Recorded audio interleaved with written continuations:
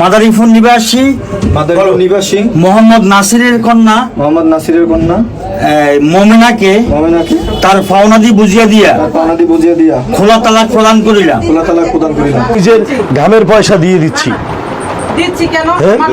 আমি ঋণ দুই পরিবারের সাথে আসলে যে মিউচুয়ালটা হলো আসলে কি হলো একটু যদি বলেন। ছেলে ও মেয়েদের সাথে বোনাবন্দি হচ্ছে না, তাদের বিয়েটাও তাদের এককভাবে, আবার তাদের ডিসপাসটাও তাদের এককভাবে।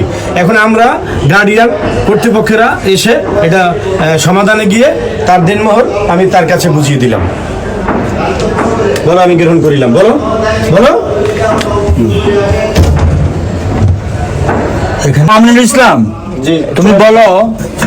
এই মোমেনা বলো, আমি স্বেচ্ছা গ্রহণ করে নিলাম। এ বলার মাধ্যমে বৈবাহিক সম্পর্ক বিচ্ছিন্ন হয়ে গেল। কেউ স্বামী স্ত্রী দাবি করা যাবে না খোলা তালাকের মাধ্যমে। কথা কিভাবে বলে উনি? কি উনি যে ওই কথা যে বললেন বউ বলে নাই যে ওদিন যায় বলছে যে কি আমার ছেলে তুমি বিয়ে করাইতাম তোর আলাদা রাখতাম। কি করব তাহলে এই কথা কিভাবে যখন ভাইরাল কি করব? আমি ছেলের বাবা, আমার ওই ছেলে। দর্শক, মাত্র এই দুই দম্পতি বিবাহ বিচ্ছেদ থেকে উঠলো। আসলে আমরা তাদের কাছ থেকে একটু ইন্টারভিউ নিয়ে জানতে পারবো যে আসলে তারা কেন বিবাহ বিচ্ছেদটা করলেন আর দুজনের সাথে শেষ কথাটা কি বলতে চান।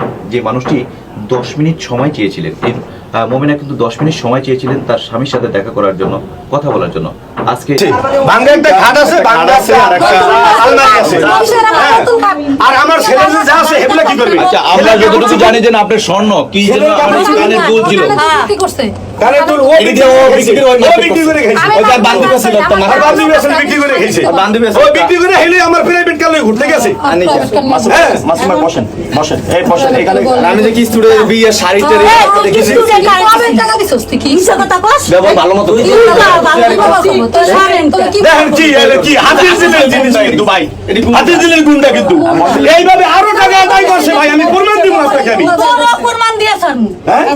বুঝবো না, আমরা কোর্টে বুঝবো, আমরা থানায় বুঝবো, জেলে বুঝবো। মাসুম ভাই বসেন। আমার ফোনে কইতাছে খানকির বলা তো লাগে কোজ খানকি বলা এই গালালি করে বুঝছেন? বল কি বলে ওরে, আমার ছেলে কি বলে একটু শুনেন। কি বলে বল, ফোনে কি বলে বল। আমি বলি যে আমি সহ্য ধরো, আমি আমি আয়েশা কথা বলবো। আম্মা আসুন ভাই, ওরা খানকি বলা তোর নামে করে বলবো ভাই। কইছিল মিডিয়া হওয়ারও আগে কয়দিন আগে, 3 দিন আগে।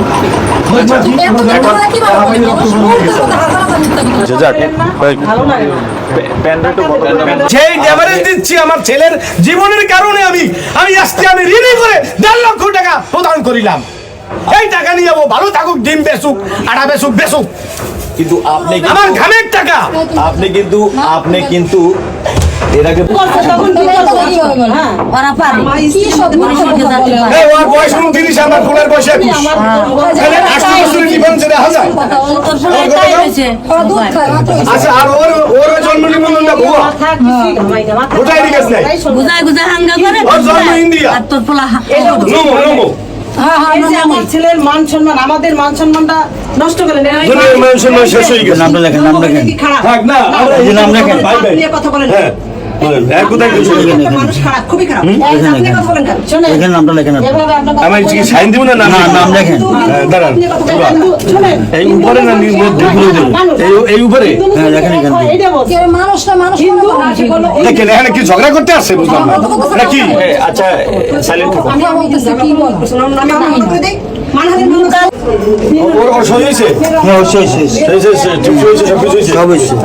তাহলে বাকি হলো কি, ওর যে ফার্নিচার রয়েছে সেই ফার্নিচার গুলা পাবে। ফার্নিচার বলতে কি? বসেন ভাই, এখানে আমরা ছোট বইনে দুইটা বাচ্চা। আপনি